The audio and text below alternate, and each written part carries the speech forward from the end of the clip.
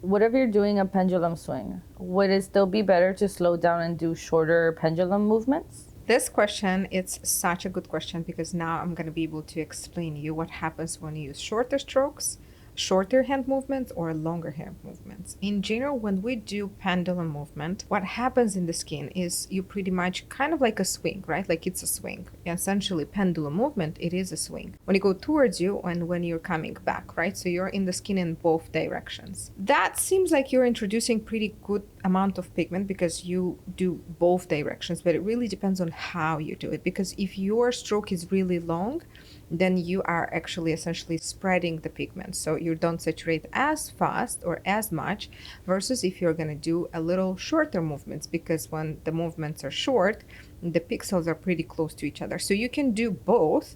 It's not wrong to do one or another. It's just for what type of result are you looking for.